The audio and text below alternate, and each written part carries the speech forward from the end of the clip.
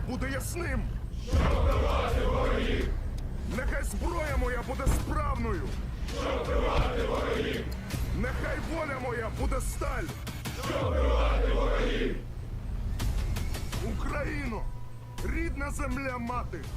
Господь, Отець наш Небесний, благословіть наш рішучий наступ, нашу священну помсту, нашу святу перемогу.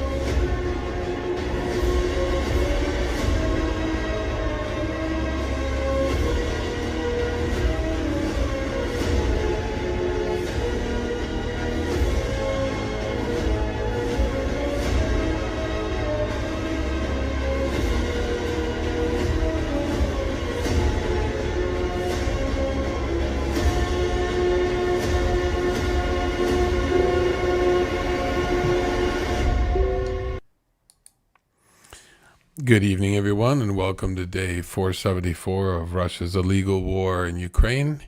This is Spartan News, and I am the Spartan. As an FYI, this is my fourth attempt at nailing a live stream. So this is really going to be working out the bugs for me. I think I'm just about there. So I'm excited to get this one under my belt, and hopefully it goes smoothly. No YouTube issues and no technical issues on my part. So today what we're going to do is we're going to start off with reviewing the Russian losses of the last 24 hours. And then after that, we'll do a really brief Deep State live map update. And then after that, we're going to go through a bunch of news clips and interesting information that's happened over the last 24 hours.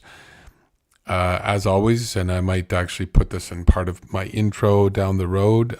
First of all, this stream is never meant to glorify war or death or anything like that. It's meant to inform everyone about what's going on in the war in Ukraine and provide some unbiased information and analysis. And in no way, shape, or form do we ever want to glorify what's the loss of life or anything else.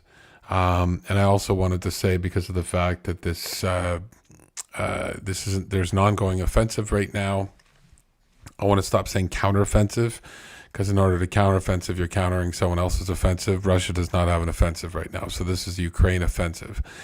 And because of the fact the Ukraine offensive is going on, anything that I present to you is going to be information that is publicly available, disclosed by the Russian military itself, like lost ground, for example, and or presented to us by the Ukrainian Ministry of Defense and public information. So I will never pass on information that is considered to be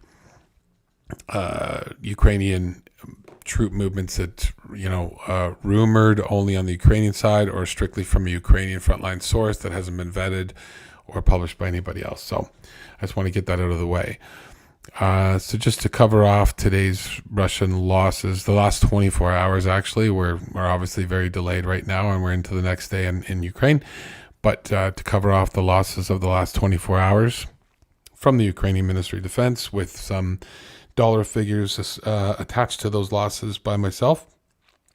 540 troops over the last 24 hours are no longer going to be participating in the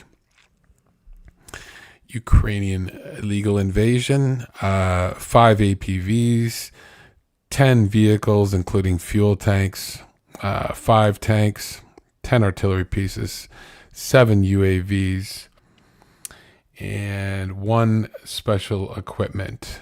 So it was a very light day, and been a lot of analysis out there. Why was it a light day? Was it because of the fact that the Russians were retreating? Because of the fact that the Ukrainians were going for the soft spots and weren't encountering a lot of resistance?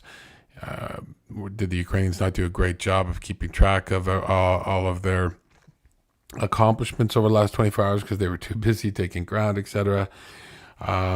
So that's a question. But anyways, there's some good information out there too. I do know for a fact that there are some losses that have not been yet recorded, such as there is a strong likelihood that they took out 2 Ka-52 Alligator helicopters. Those are Russia's number 1 attack helicopters. They've got the dual rotors.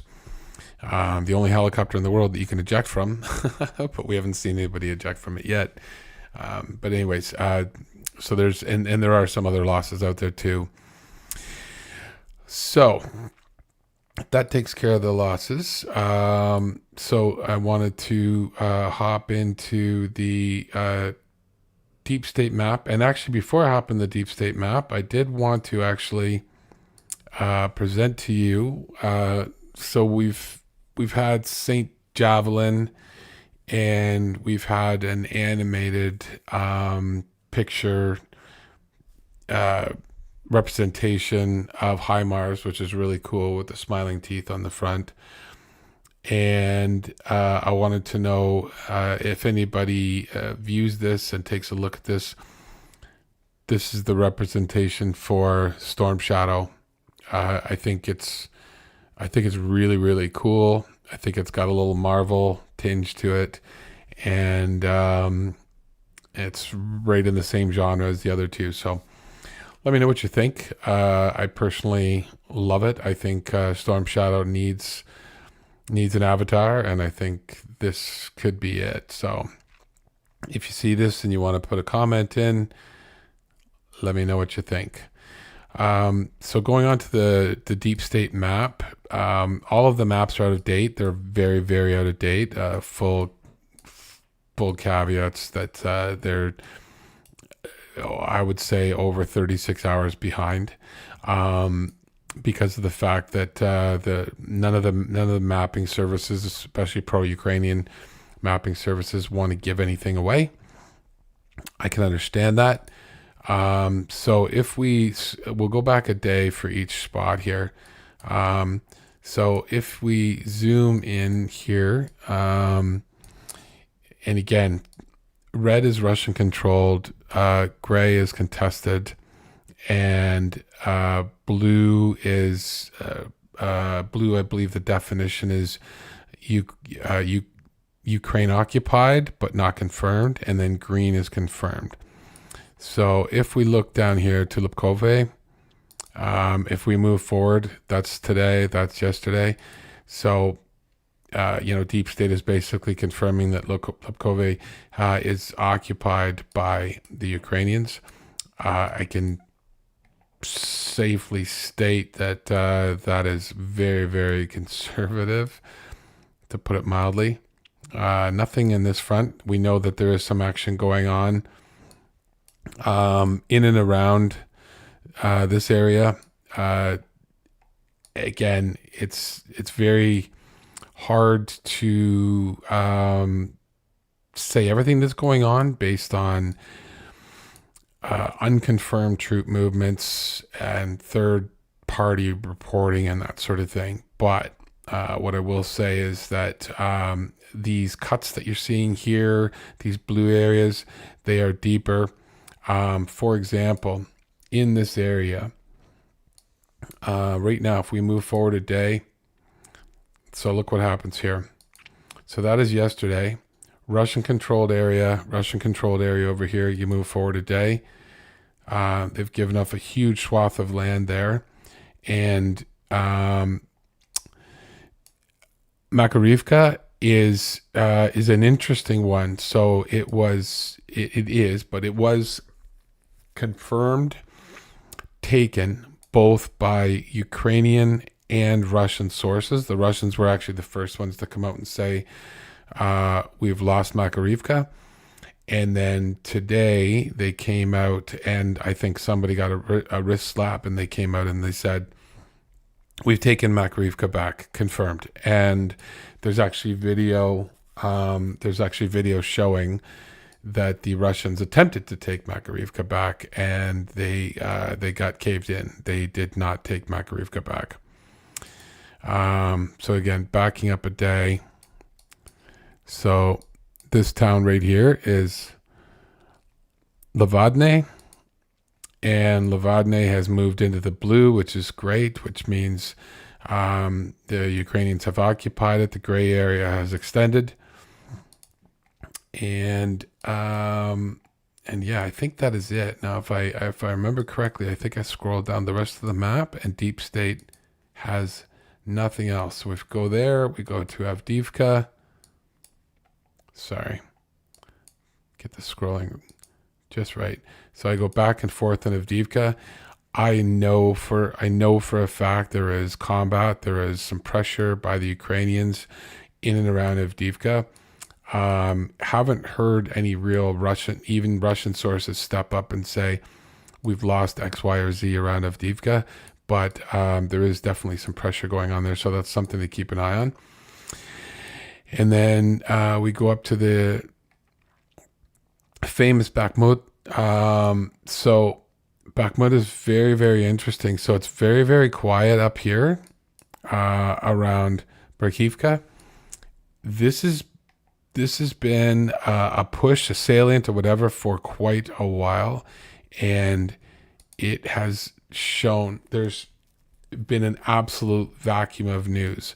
I have not been able to find a Russian source saying they're still holding it or they've lost it. I haven't heard a Ukrainian source saying they've held it or lost it or anything. But there are some very, very good rumors out on the grapevine, basically saying that the Ukrainians are pushing towards this highway, and they're also pushing from the northeast. I guess that would just be straight north towards the highway. They want to. Now, taking this chunk of highway here means nothing to them. This is not going to improve your ground lines of communication, your GLOCs, right? This is all about territory, and this is all about taking the flanks of Bakhmut. If you're a Russian infantry up here on this highway, manning this post right here, you are literally surrounded on three sides. You can look way back over your left-hand shoulder, and there's Ukrainians. Way over your right shoulder, there's Ukrainians. And you are trusting these people to hold the line and not leave you hanging. These people are ready to bolt based on the offensive that's coming. And I am looking forward. This is the first place I check every day to find out if they've touched the highway, if there's been any movement from the north to the south of the Ukrainians. And I just want to double check one more time, make sure I didn't miss anything. Yeah, there's nothing else there. And then the last thing is up in the Belgorod area. So Belgorod, this little gray area, contested, nothing. So the Russian Liberation Forces would like you to believe that they're still there. They posted a picture of themselves in the woods a couple of days ago with a nice little troll sign for the governor of that area. But that being said, I have seen nothing again on the Russian or Ukrainian side to see they're officially withdrawn or they're still holding territory. The Russian Liberation Forces, the two different units that are part of that group, as well as potentially some others, they do typically a very good job of posting videos saying, here's our accomplishments, here's the equipment we've taken, all that sort of stuff. Nothing. It's an absolute cone of silence. So that is it for the map update. It's not really a lot. Now, if we go into my map, I've tried to keep this as up to date as possible. I've moved a few borders around as needed.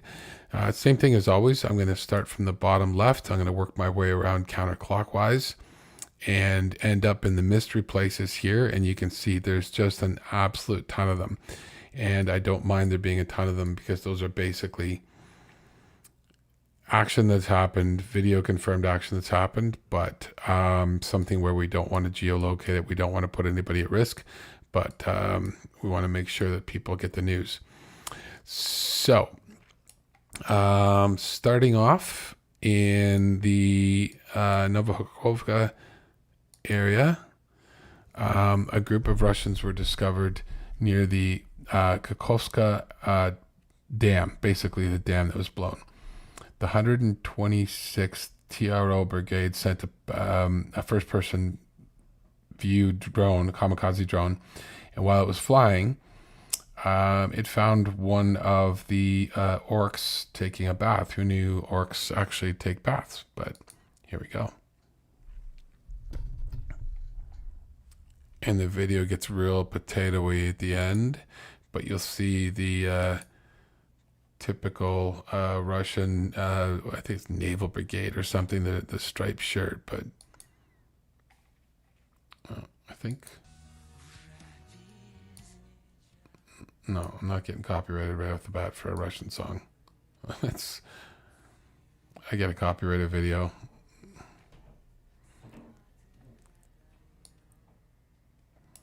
I think it's like 8 seconds you get a copyright. I don't know, but I've gotten some copyright for some real bad songs. Okay, so I think the gentleman we're looking for, I think it's right over here. Keep an eye. And these FPV drones, they always blank out. There he is. Now watch.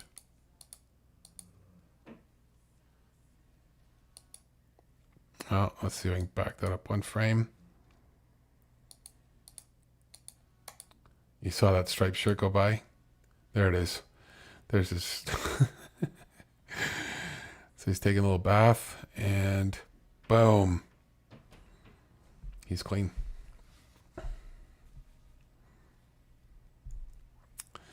There you go. So cleanliness is next to, no, forget that.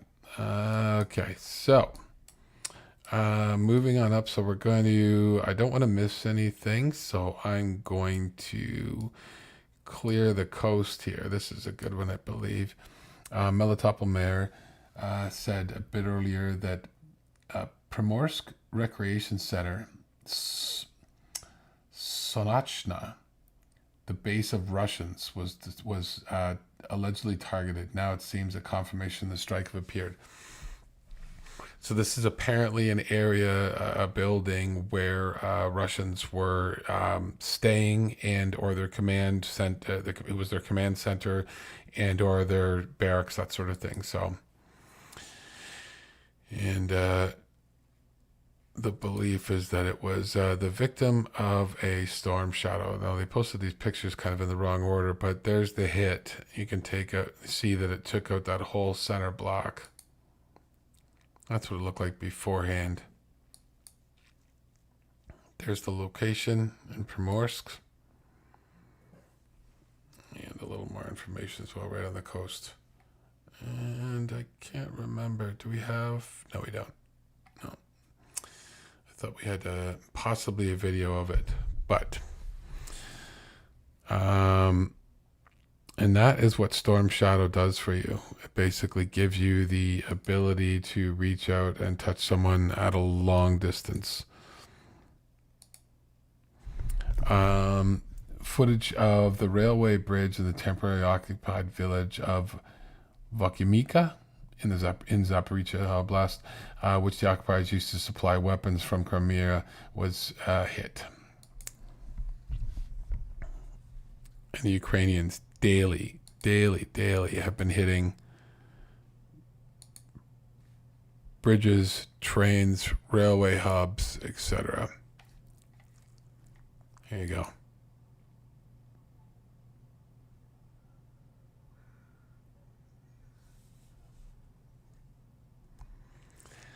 And again, a lot of you people watching this may know this, but Russia lives by the train. Like their military, their whole military doctrine, in and outside of their borders, is rail. If they don't have a train, if they can't move their troops by rail, they don't have the trucks, they don't have the highway, the logistics, they don't have anything. They need rail, and there are limited railway lines between Russia proper and Crimea. And all along this land bridge, the Ukrainians are looking to break that rail connection every single day. So on to the Zaporizhzhia nuclear power plant. This basically shows the water reservoir, the supply channels drying up for the reservoir because of the fact that the Dnipro reservoir is lowering down because the dam was blown.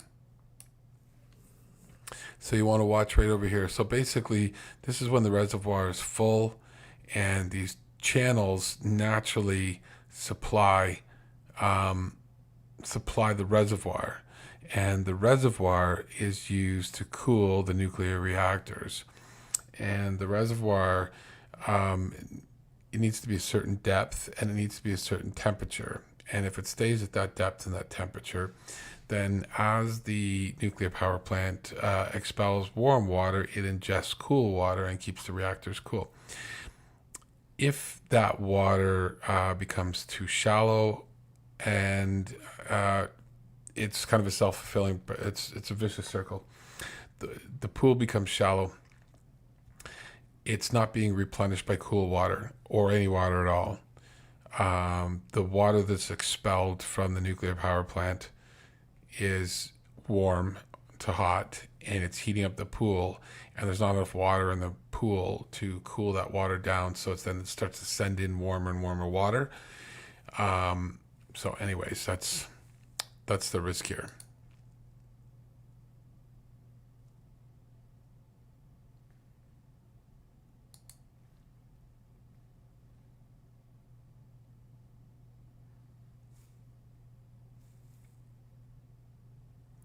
And there you go.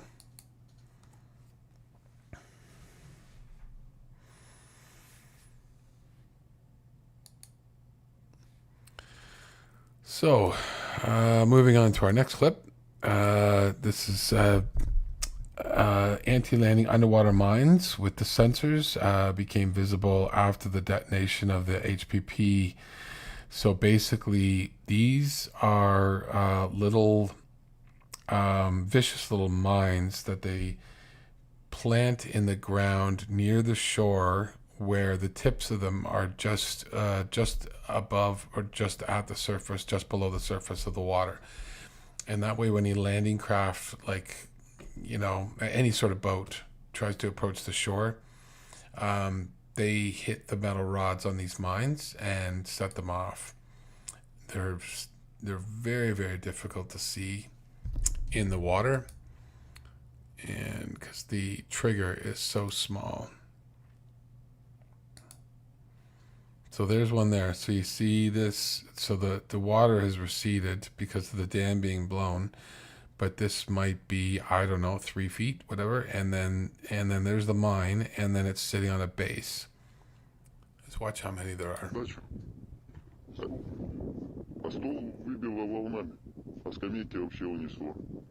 А здесь вот прямо перед нами первая, и потом метров через 6 вторая, третья, четвертая, пятая, шестая, седьмая, He's counting them восьмая. off. И вон там где-то он уже теряется, мы даже So those are там не basically видим. going to clip the bottom of any boat that tries to approach, and you're not going to be able to see that in the dark when typically special operations forces Да, вот так вот. would approach. Вот. То здесь вот упали мы с So this is one of the lovely things that the Russians have done, and it's been exposed by the lowering water levels, along with skulls and guns and apparently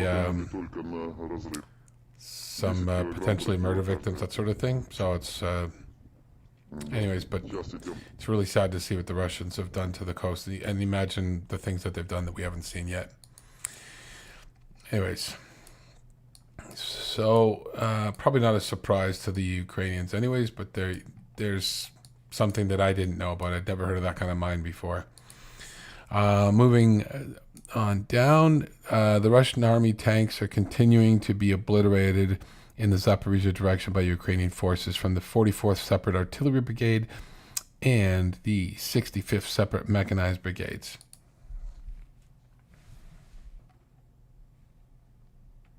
I think this is oh yeah.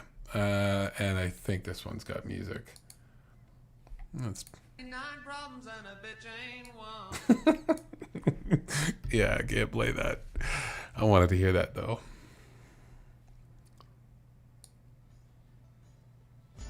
Come on. One. Tip my hat to the sun and the west. Okay. I don't want to go past 8 seconds. I think it's 8 seconds is the rule, and then you get copyrighted. Oh.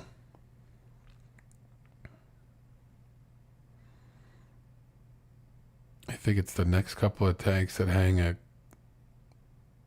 around the corner. I think one of them just gets misses. Oh yeah, so there's a ranging shot, right? So you see, this is drone corrected. Artillery fires. They drop the first one in, and then the drone operator reports back to the artillery and says, you need to come south, go north, whatever, you know. So there's your ranging shot. And he's going to say, you missed the road by a bit. You want to be over here.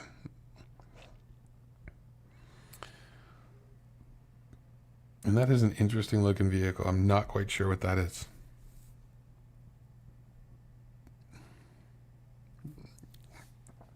There's a T-Series. Okay, and that one was close enough where I think this guy got detracked. Wasn't a direct hit, but I think she got the track. Did it flip it? Anyways, okay, so now we got a guy. He says, all right, I'm going to hide in the woods. And boom. That, my friends, is an Excalibur. I can recognize it because of the blue-gray smoke that comes out of the dead center of it as it hits. And you can't hide in the woods from an Excalibur. Let's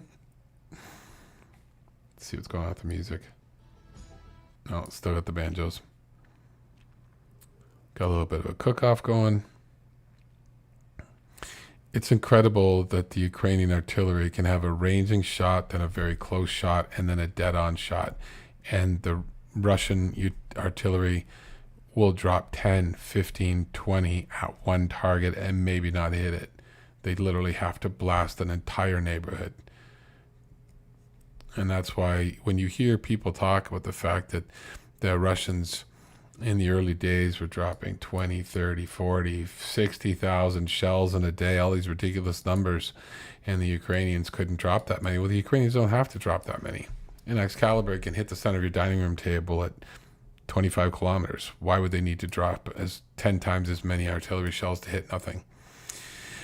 Okay, so moving on up into so footage of the evacuation from the Ukrainian M2A2 Bradley. Okay, yeah, so I dropped this in. This was one of the Bradleys that were evacuated after the where they hit a mine. There might have been some ATGMs, but definitely where they hit a mine. And a couple of things. So one, and I'm not gonna attack any other YouTube channels ever, but there's some people out there who were basically like saying, oh my God, Bradleys were hit, Leopards were hit, this is the end of the world sort of thing. It's not. These pieces of equipment are the top of the line. They are the Rolls Royce of military equipment. And you have yet to see a single Ukrainian casualty, like a body, in that air quote convoy hit. Every single one of them, it appears, got up on their own 2 feet and walked out. I haven't seen anybody carried yet. I might be wrong, but I haven't seen anybody carried yet. But And Bradleys aren't MRAPs, but at the same time, they can take a punch, as obviously two can Leopards. Since one of the Leopards was detracked, it's already repaired and back in the fight. But anyways, here we go. This is a Bradley getting hit and looking at the evac. And just pay attention to the kind of the professionalism and support that these guys offer each other.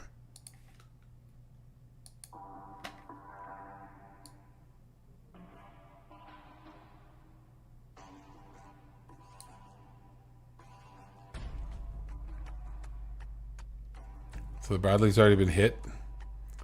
I saw another video where, see all the smoke over here? This is not like burning vehicles or whatever.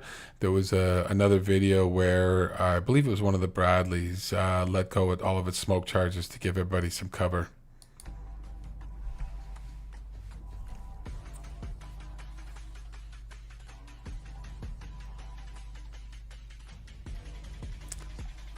So this guy's looks like he's a little concussed, but he's doing well.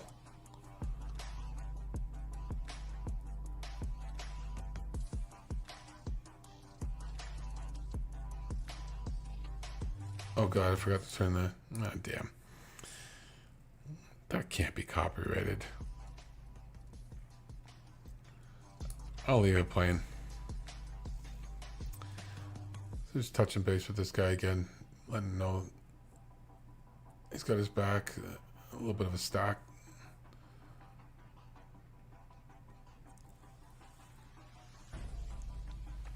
There you go, fellas. We left almost all our stuff inside the Bradley. Now my squad needs your support to buy new goods and keep fighting.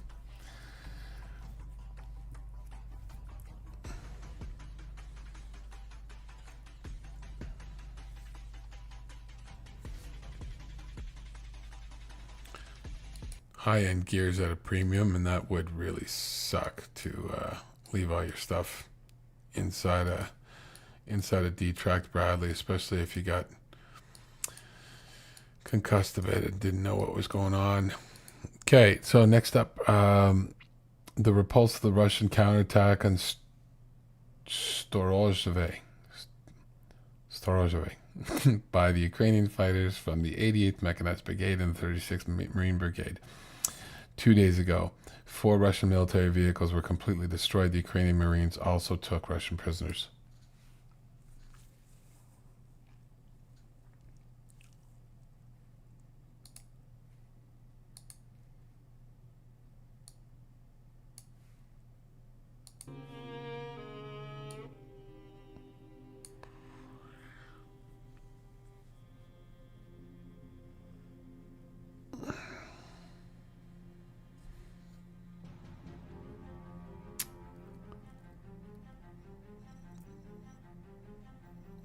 I believe this is an already hit partway down the road. I'm drawing a blank. I've looked at so many videos tonight.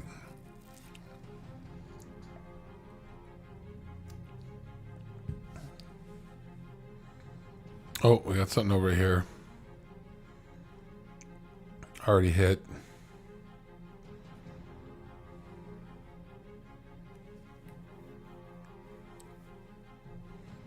Damn.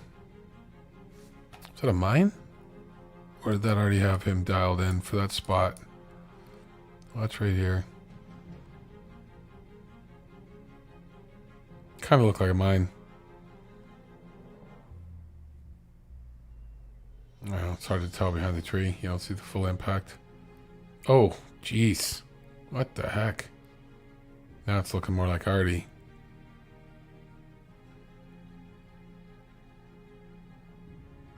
Yeah, that's artillery there. T-72, whatever it is shredded. And then we got some blue helmets. Look at the D-track on that. So that was a mine.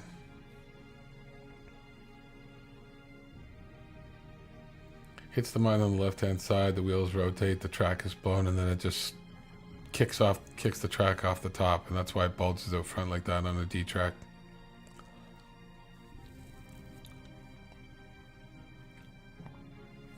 The quality of this camera is incredible.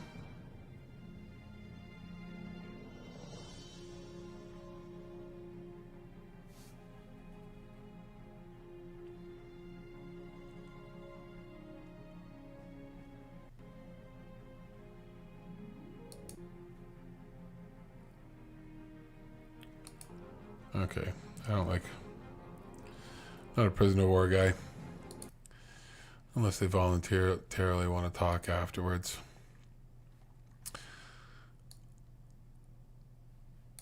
Okay. Oh yeah. So here is confirmation from Russian sources that Novomayorsk was taken by the Ukrainians. It's not a video. It's just a map confirmation, and I've seen a couple of the Russian sources on Telegram say the exact same thing, that they lost Novomayorsk, which is great. I haven't seen an official flag raising yet on that one, but if there's something to raise a flag on, I'm sure we'll see it soon. Let's just back right out. Yeah, I knew there was something else over here. Rostov-on-Don. So this is a major factory in Rostov-on-Don that was hit and is burning.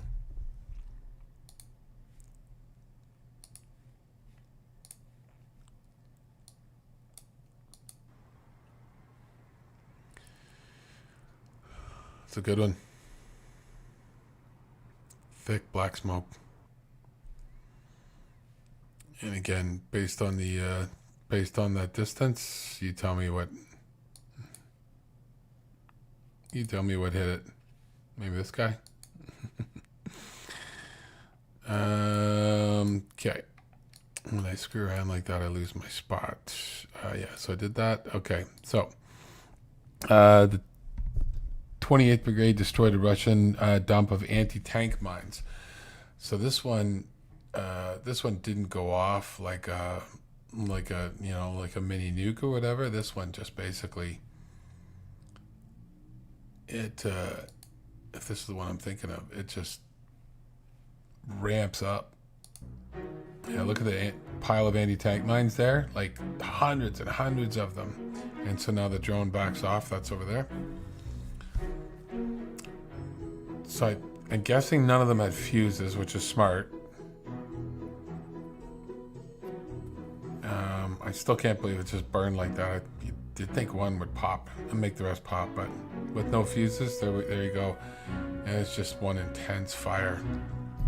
It's like a jet flame.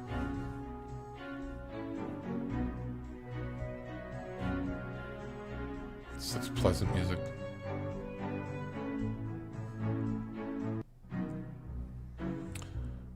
That's that. Okay, I think that's it for the border regions. Yes. So now we're going to dive into the mystery places. Starting off. I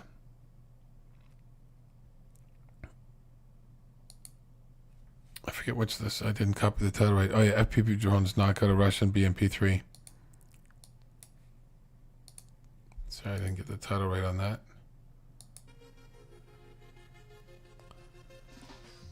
See, look at that BMP-3. It's literally firing at Ukrainians. That's got to be the best feeling in the world, to come in knowing there's a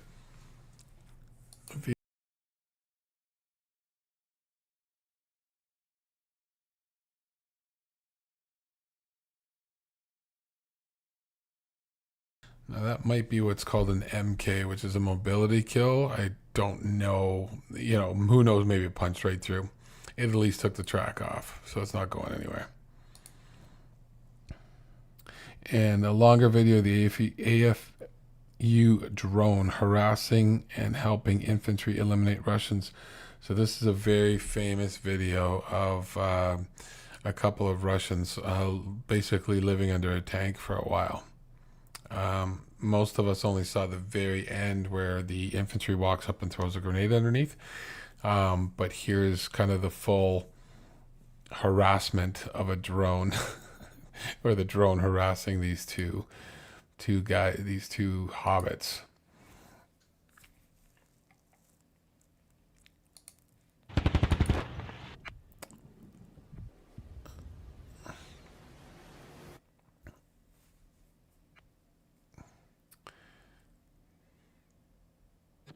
So I think that's the very start, April 1st.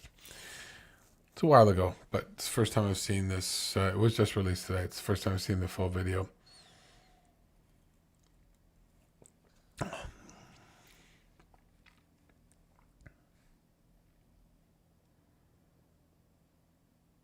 So basically, this Russian is making sandcastle, making a wall because he knows that drones are going to drop grenades in on him, and he wants to create a barrier so those grenades won't be able to bounce in when they're dropped. It's fairly smart. I mean, I wouldn't be living under a tank.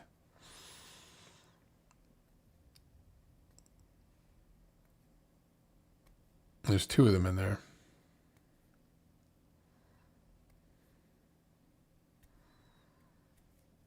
And this tank has seen better days. The entire battle space is littered with Russian tanks and BMPs because of their constant shelling. It seems the only cover they found was underneath this tank. This tank looks like it's covered in like 6 inches of dirt. Throughout this video as well, in the future videos, my friend gave me the Russian infantrymen are almost powerless against these drones. Okay, so this drone operator is trying to bank this in, but the Russian created that little divot there so that those grenades won't bank in. So the drone operator goes back, gets another grenade. He's trying to get a bank shot.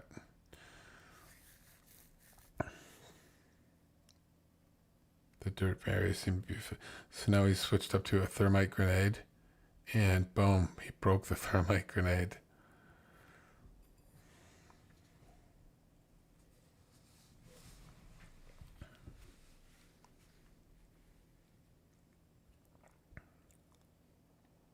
There's the pieces.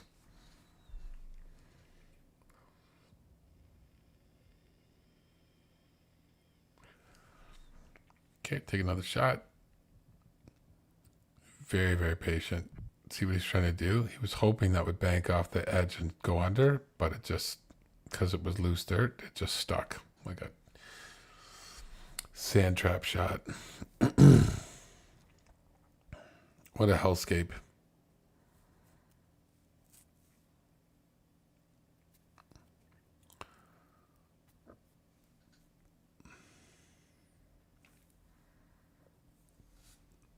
I would be hightailing it out of there.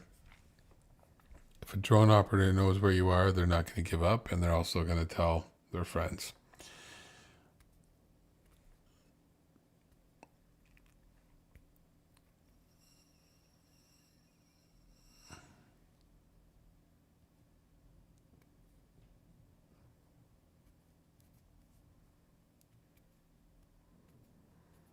I don't know why after the drone left they wouldn't get out of the hole and get into the tank and close the hatch. They wouldn't know they were there. But hey, that's just me. Not, let alone just run.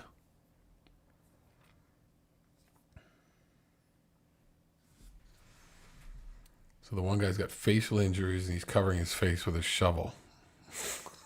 just really odd.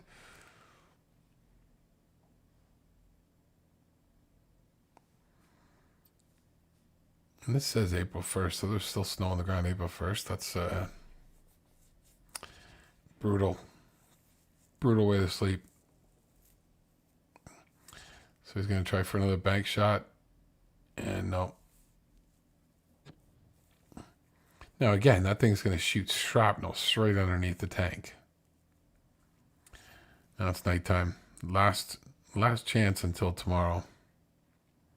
So now he's like, do I try to go underneath or do I hit the engine bay and see if I can set it on fire? No, going underneath. And he got a little bit of a roll with that one. So again, that's going to send shrapnel straight underneath that tank. Okay, so now it's the next day.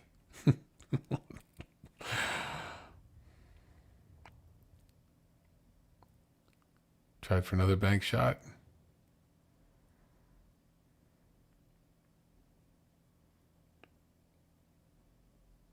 Now they're apparently firing at the drone. That's what they're saying this dirt kicking up over here is.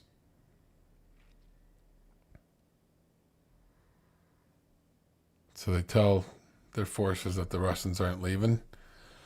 Get some infantry out there.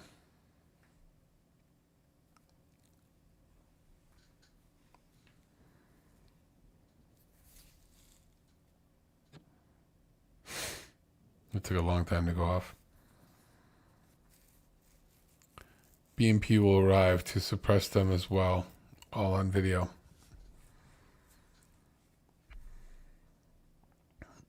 But the drone operator doesn't want to leave it to the infantry. He's going to keep on trying. He's just not going to get that bank shot. So, go for the tank.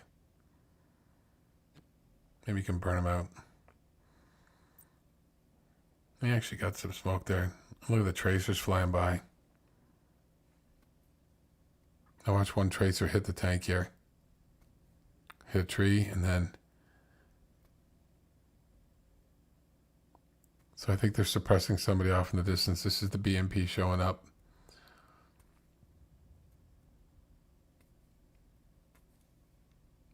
Another tree got hit over there. And then boom, tank dead on.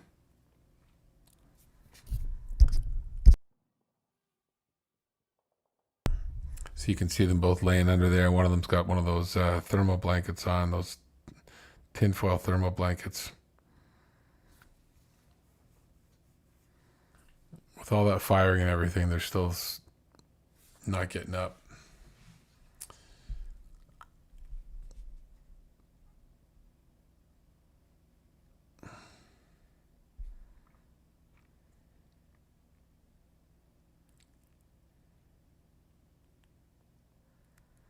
I'm going to stop it just as he puts a grenade under there.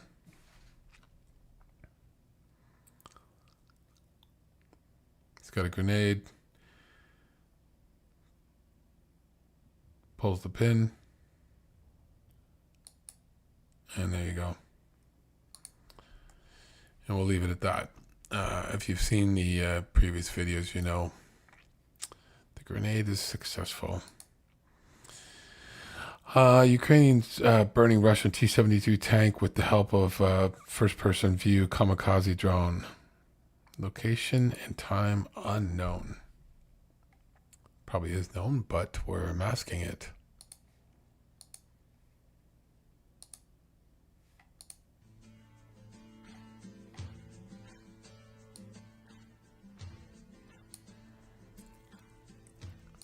And don't you just love these first-person view drones? They'll circle their prey because they're so fast. They're so agile.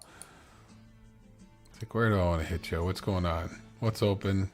What's looking good?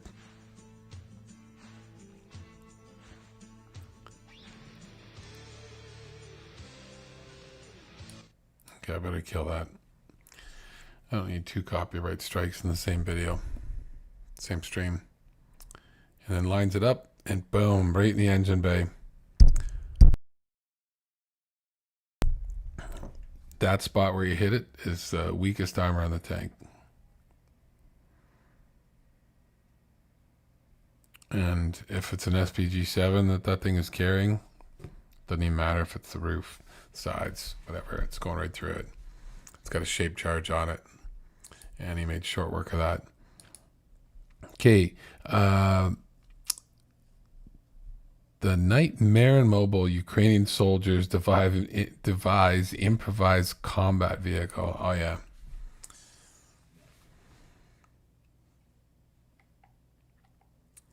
This one's cool. Nice, cool technical. This is from Radio Free Europe.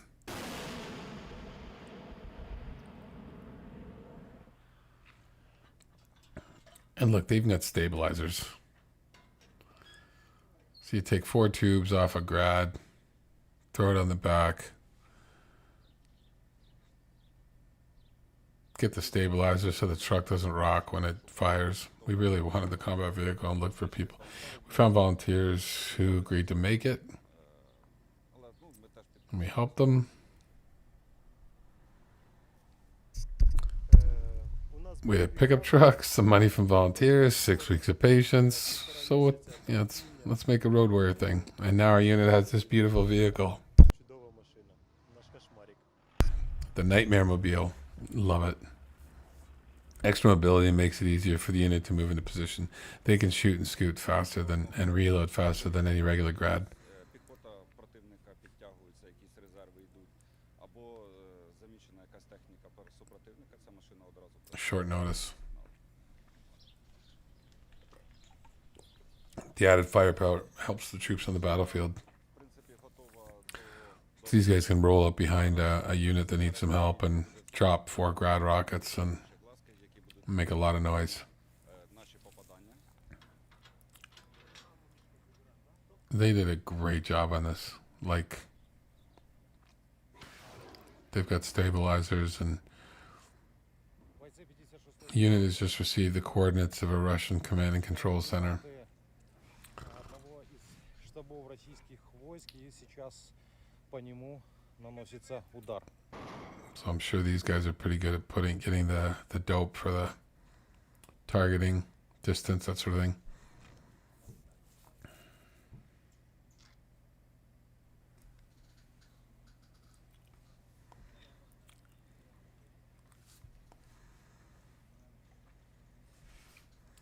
And there you go.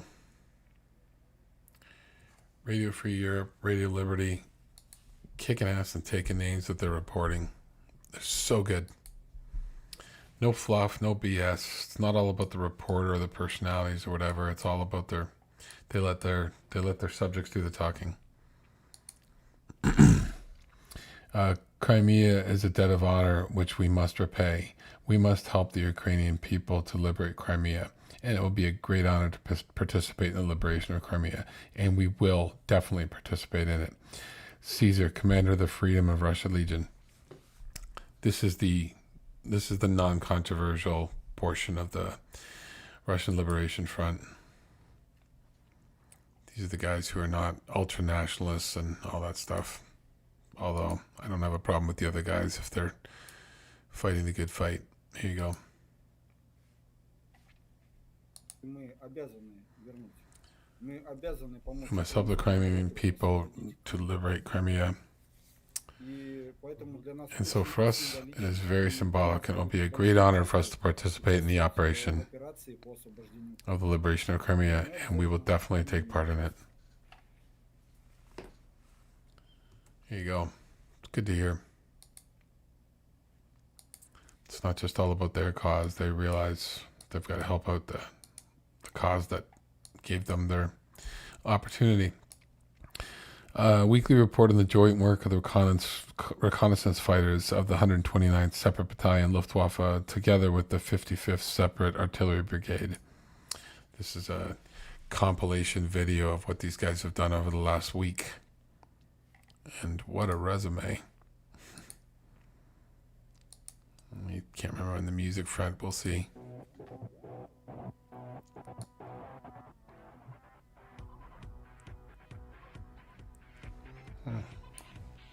Old German techno, maybe. I can't listen to Rammstein, whoever that is. Okay, so they're launching the drone. They got these little slingshot. It looks so cheap, but you know what? It works. And this observation drone kicks ass. These guys sitting in the truck. 1, 2, 3, 4 laptops.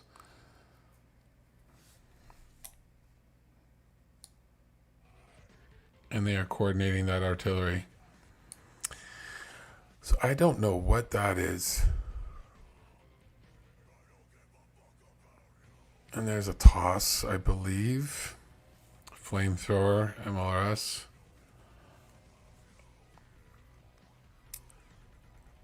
And I do not know what that is. My vehicle recognition is not as good as it used to be. It's a T8. Yeah, it's a T. Oh God, 1, 2, 3. I can't count the wheels, so I'm gonna say T73 BM. T7. I don't think so. No, actually, that had the. That might have been a T90. That has the upgraded optics and everything.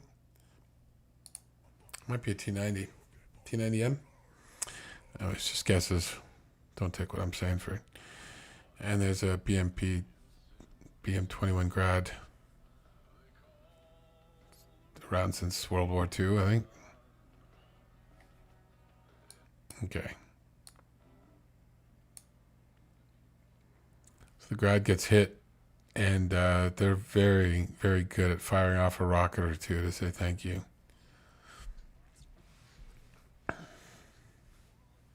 There's more firing off into the woods and off in the distance. Damn. That's probably a record. 3 or 4. Tonk. This is some sort of a tonk. Oh.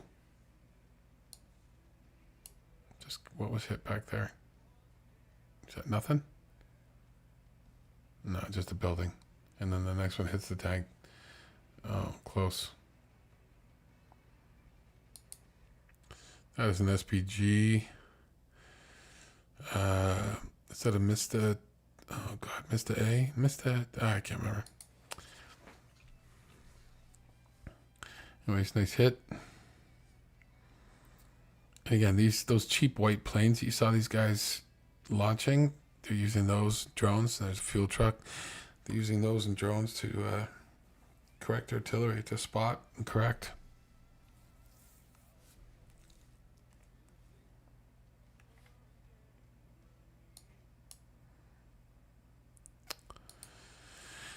Oh God, it's another SPG. I cannot read Cyrillic to save my life. 2C1. Govzika? No. Anyways, forget it. I'm not gonna embarrass myself anymore. It's an SPG. Another Grad. Where are you? Right there.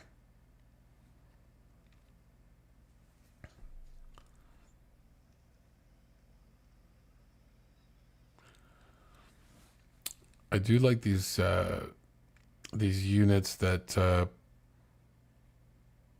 give you some extra editing. Some of them will show you the target as it just before they hit it. Some of them will show you a picture of what they've hit to help you clarify it. Here comes the drone back after a good day's work. It's another one of those, say Mr. A, I don't know. Mr. B's the toad.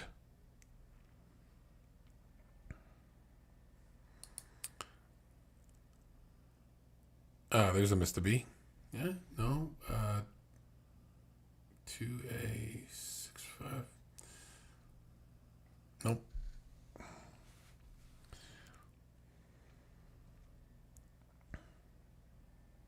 Another SPG. 2C19 something.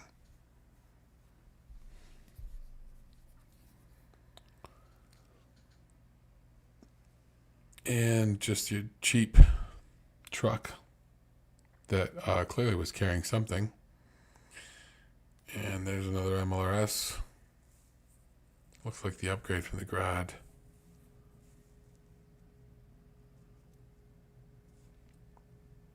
Another 1960s truck. One down from the Kamaz.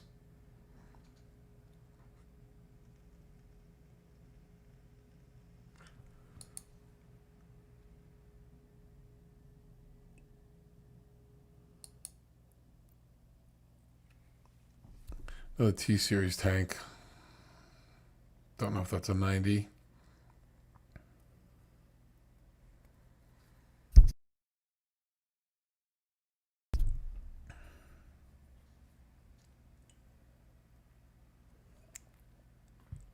Let's see if they switch songs. I can give you a little.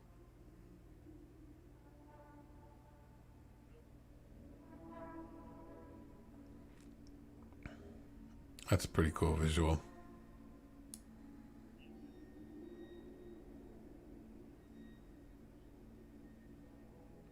That's really cool. Well done. These guys are, their editing's on point. Not bad. And fade to black. That's brilliant. Well done. Well done, boys. Okay. couple more in this row. We're almost done. Ukrainian armored column passes knocked out BMP-2, another BMP, and a T-62B3 of unknown origin, but presumably Ukrainian armed forces as they advance into newly liberated territory. I found this funny. Count the hats. Count the different hats. These guys look like they're something out of Mad Max.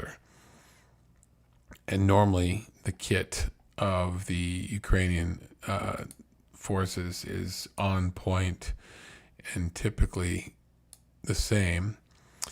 But right off the bat, we have what looks like, I think, is this an American Gulf War helmet? And then this action, and then just keep watching. So it's two different kinds of lids. There's a tank to go by.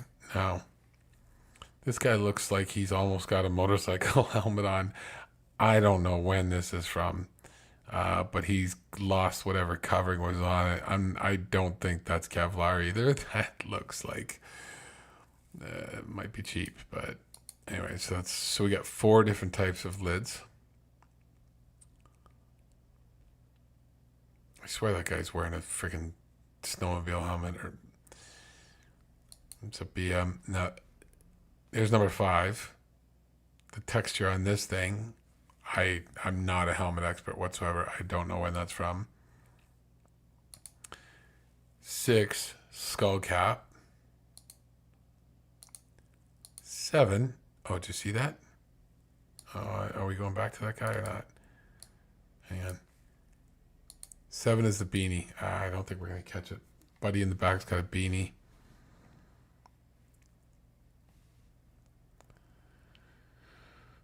Driving past a T-72. So we've seen 7 guys in this video and 7 different headgear. So whatever. Normally these guys are on point, but I'm not chirping them. They're doing a great job. A Ukrainian army reconnaissance drone recorded video of a Russian army BMP ditching its crew during an unsuccessful counteroffensive towards the Zaporizhzhia region. Karma is you know what. So normally I would say when you pull away and you've got guys on top, you got to be respectful that they're on top. And if one of them falls off, stop and let them back on. And this guy would normally be very, very upset that they didn't let him back on until he sees what happens to the rude driver. So Buddy guns it. He's gone. They got to know he's gone. He's probably yelling at them. Somebody's looked back. And they just haul. Whatever, leave him behind. We'll be fine. We're in the armored vehicle. What can happen to us? Karma is not out to get us today.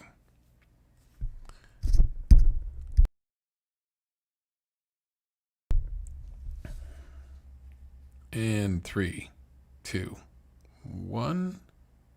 No. And you already know artillery's got this corner marked. Look, something got hit there. Boom. You literally, you know they're dialed in. They've got the coordinates. Anyways, so Buddy who got off the BMP was very lucky. Okay, moving on up. We have 1, 2, 3, 4, 5 more. Then we have a speech from President Zelensky. And then leave you off with a little hero recognition.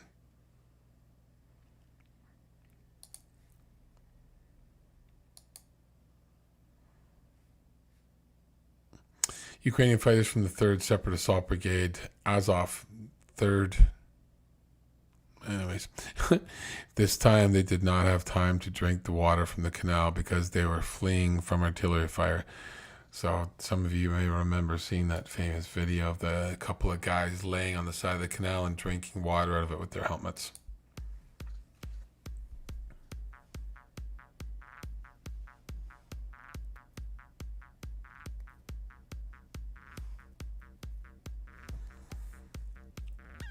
And here it goes.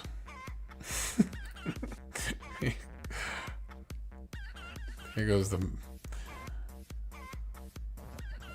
Ukraine marathon. Look at him sticking his rifle on the ground like it's a walking stick. That's it. So professional. Okay. This was my own little caption there. War is not a game? Question mark. This is the new reality. When you see people, 20-somethings, sitting with a gamer headset on in camo, fighting battles. This is our new reality. A great way for people to contribute that normally wouldn't. So this gentleman is sitting on the stairs, full-on VR headset in the controller. He's got the antenna and everything wired up, and he is controlling a first-person view drone, going maybe after one of the targets that we saw earlier.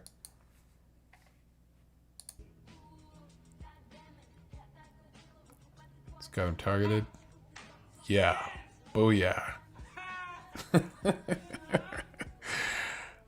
How's that for combat? That literally is combat. And then he puts the goggles back on just to make sure. There you go. Tough day at work. Ukrainian troops in Martyr IFV, some wearing German Flaktarn camouflage with a G36 rifle, briefly visible. So this is the first time we've seen Martyrs in theater, I believe.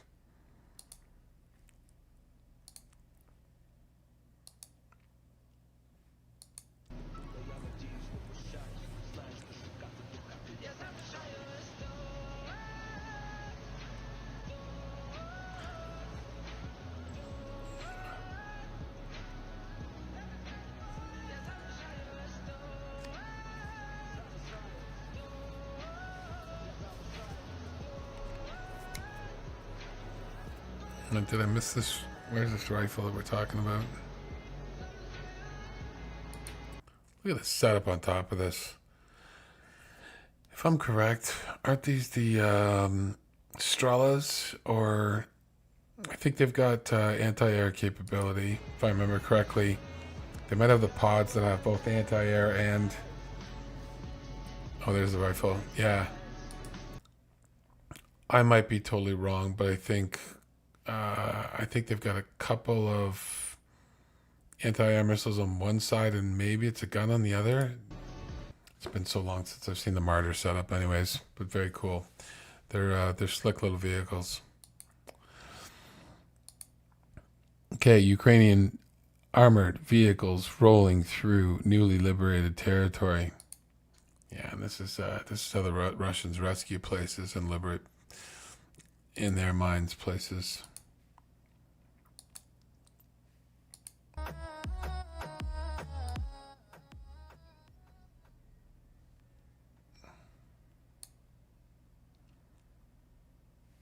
Like, it's great that they've liberated it, but man, these places are just decimated. And you got to keep reminding yourself, this is not Russian territory. This is not a foreign war they're fighting. This is their own country they're taking back. Sometimes blowing up their own buildings and their own roads and that sort of thing. Anyways. Longer video, the AFE drone harassing and helping infantry eliminate Russians. Oh, no. Hiding under the tank. We already did that one. Yeah? How did I do that? Did I post it twice? Anyways. T-64 BM Bulat. So this is the Ukrainian domestically made tank. And they're happy to show off how bloody fast this thing goes.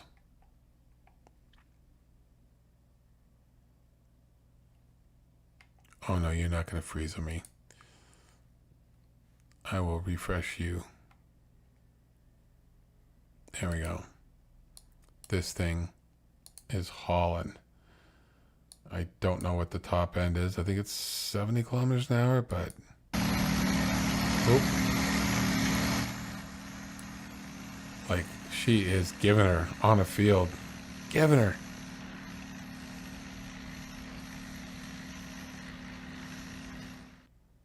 Not bad.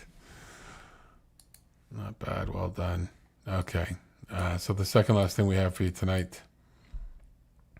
Oh, by the way, if anybody watches this, if you've watched this far or you've kicked in at the end to see what's up or whatever, please subscribe. Please like. Please share. I'd really appreciate it. I want to do this full time. President Zelensky's speech from today. Бажаю здоров'я, шановні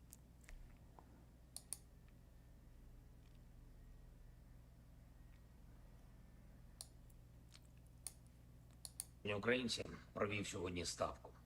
Ключові доповіді від командувачів оперативних напрямків, які найважливіші і найгарячіші. Хортиця і Таврія. Бої жорсткі, але наш рух є. І це дуже важливо. Втрати у ворога саме такі, як нам потрібно. І хоч погода цими днями несприятлива, дощі The weather is unfavorable. ускладнюють, але все одно міцність наших воїнів дає результат. І я дякую за це кожному, хто зараз в бою, кожному, хто підтримує наші бойові бригади на відповідних напрямках. Генерали Сирський і Тарнавський доповіли сьогодні про успіхи, які вже маємо, про те, в яких точках фронту потребуємо посилення та якими діями можемо зламати більше російських позицій. Дякую нашим хлопцям за кожен український прапор, який зараз повертається на законне місце в селах на щойно деокупованій території. Дякую і за вагоме поповнення нашого обмінного фонду. Була доповідь головкома по загальній ситуації Міністерства внутрішніх справ, Служба безпеки щодо стабілізаційних заходів на деокупованих територіях. Дуже активно працюємо із постачанням необхідної зброї, снарядів. Була й доповідь розвідки щодо варіантів дій ворога. Наше оперативне домінування зберігаємо і посилюємо. Окремо вдячний за Бахмут. Збільшуємо наш контроль на цьому напрямку. Була на ставці сьогодні і Bakhmut, it's підсумкова coming. доповідь щодо готовності та неготовності укриттів по всій країні, в найбільших містах і у Києві. Доповідали міністри Клименко, Камишин, Кубраков. Результати, м'яко кажучи, невтішні. На п'ятницю будуть підготовлені відповідні проекти рішень і щодо тих, хто відповідальний, і щодо забезпечення належного рівня захисту для наших людей в усіх українських містах.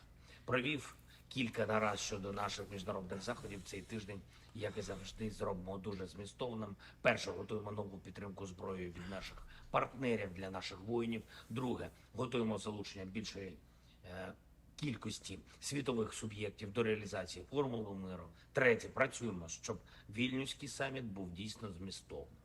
Кожну деталь повідомлю. Ще одне рішення, про яке варто сказати: звання Героя України присвоєно підполковнику Служби безпеки України Василю Богачу посмертно за надзвичайну особисту хоробрість, за неодноразове затримання і знищення ворожих диверсантів, за захист Маріуполя і за саме такий героїзм, саме таку самопожертву, які не залишають жодних інших варіантів для України і українців, окрім перемоги. Слава усім, хто б'ється заради України.